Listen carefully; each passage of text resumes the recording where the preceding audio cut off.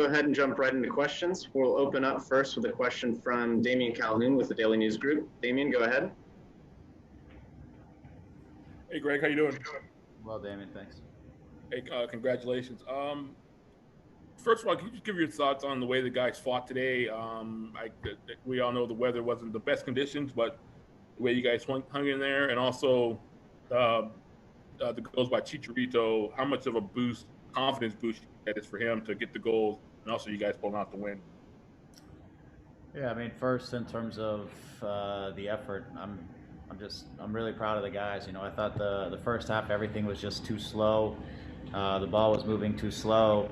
We weren't creating enough danger and asking them really enough questions just because everything was just too slow for them to deal with. So at halftime, we talked about the game having to find another speed. And I know it's a little bit when it's hot and you have 90 minutes in front of you and guys might be trying to manage a little bit. It's the first game. You're not quite sure what that's going to feel like for 90 minutes, but I felt like everything was just a little too methodical. In the second half, I challenged them to push the tempo, and I thought for the first few minutes there was a couple chances, but really things changed when we went to a second forward, and we did that for a number of reasons, but it also pulled the game forward a little bit faster. Obviously, Zubac's running and his ability to just threaten the depth and run off of the shoulders of center backs who are pretty aggressive kind of pulled the game forward a little bit more, and that helped things to kind of pick up. But just the fight, to fight back from what's I thought a tough call on the offsides,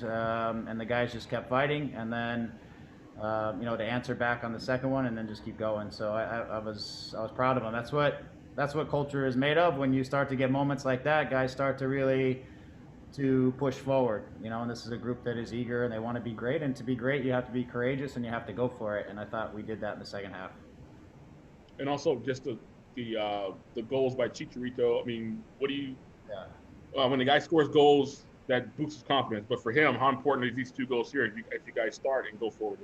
Yeah, I think all of us, believe in him and know that he's going to score goals. I think for him, he just puts so much pressure on himself. He's had such a challenge, and a lot of people saying a lot of things about him and what his quality was and his ability to score goals for, the better part of a year now, that I can't even probably describe the emotion that he's going through at the moment to have a game like that and to score two important goals.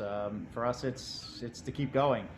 I thought it helped again to have a guy like Ethan next to him tonight, to be able to move the center backs, to give him a little bit more open space in front of the goal, of which he was able to step in front of the center back and make it a beautiful first touch to set himself up for the finish. And then he's a clever runner, and today, just with the way things were going, again, I thought Ethan helped to open up the front of the goal and open up some space for him to be able to do his work. And so I couldn't be happier for him. The guy worked so hard every single day. He worked all off season, and for him to kind of take the monkey or gorilla off his back a little bit and to move forward in this first game and get a couple goals, I couldn't be happier for him.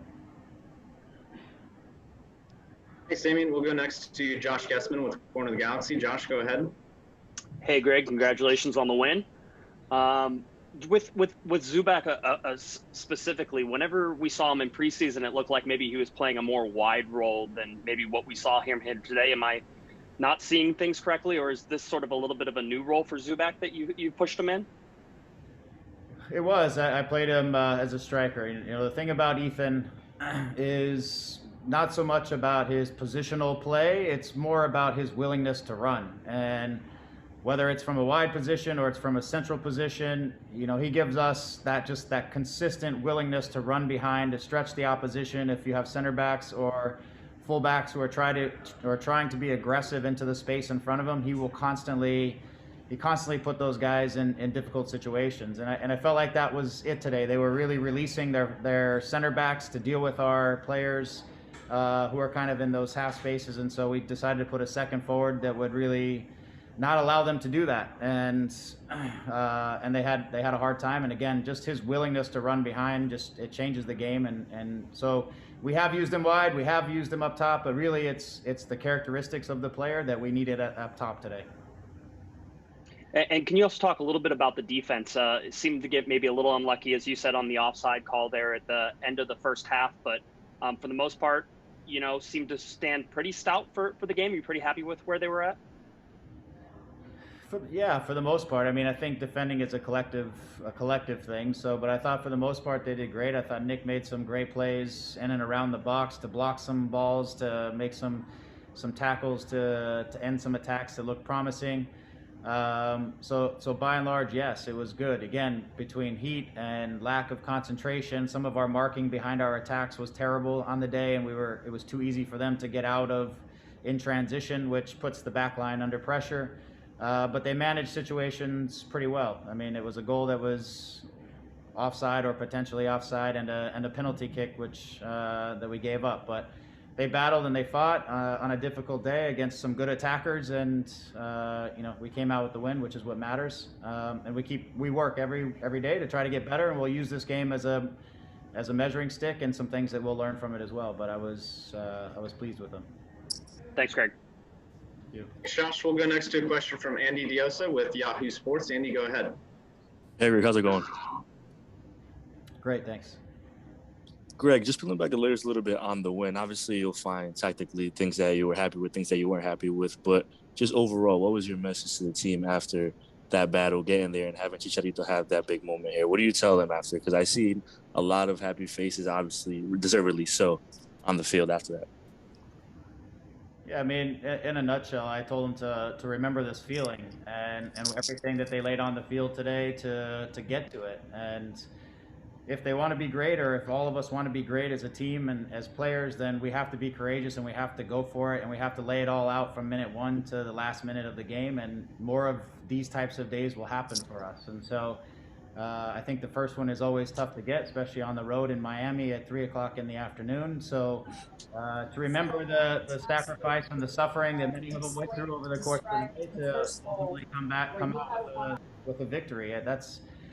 It doesn't matter how much you suffer at the end. If you win, it all feels okay. And so it's an emotion I want them to remember, and everything that they laid out there, because it's going to get better tactically. It's going to get better technically. We're going to improve as a team. So, but the effort has to be there, like it was for sure in the second half in this game.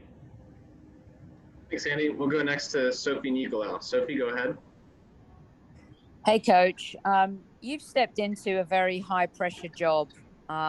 Each of the major sports in the United States has a team that comes with a lot of pressure when you're the coach, and LA Galaxy, a 5-star team, and you knowing what it means to be part of the LA Galaxy organization. You've come into a real pressure cooker in a sense, because there are so many high expectations. Self-satisfying today. Can you talk me through that a little bit for your first win, in your first outing against the shiny new toy in Major League Soccer? Yeah, it was a bit emotional for me at the end of the game, just being back at the Galaxy and to get the first win and in an organization that means so much to me over the years and my career and everything else.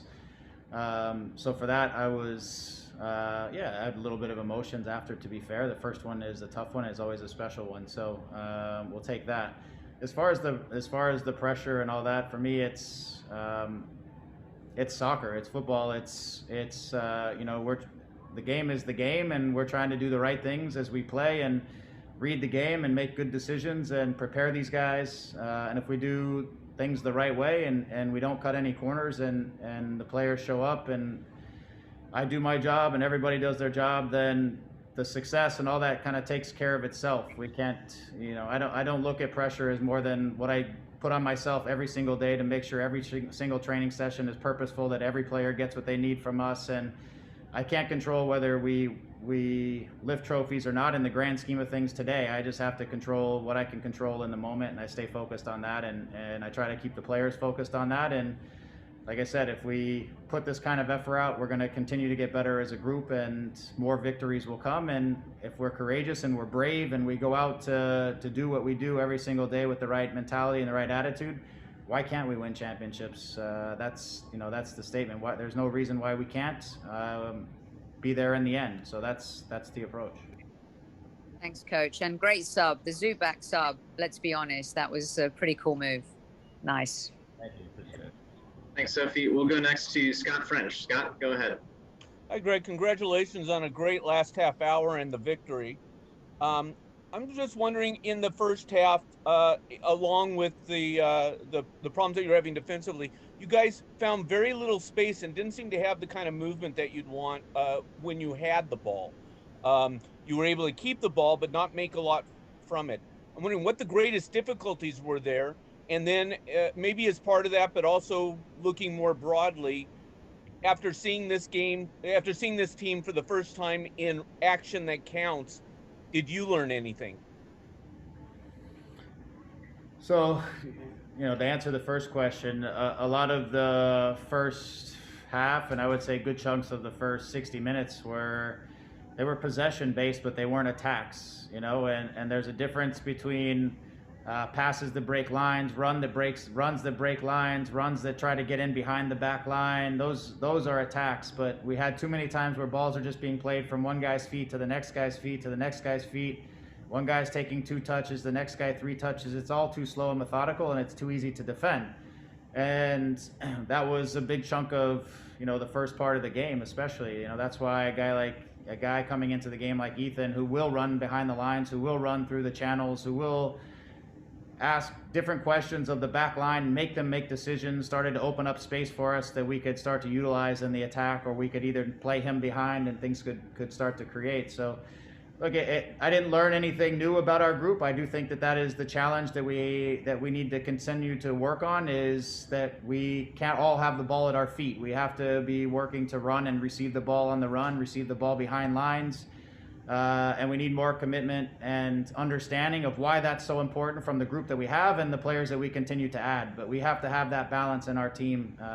Otherwise, our possessions they're actually counterproductive. The more possession we have, the more we actually put ourselves in danger of a counterattack or a transition if we don't turn those possessions into real attacks and finish them deep. So I felt like that was a bit of what was going on today. And there could be many reasons for it, all of which we'll talk about and address, but we have to find that balance between possession and staying in an attacking mindset to try to create opportunities and, like I said, try to get behind lines.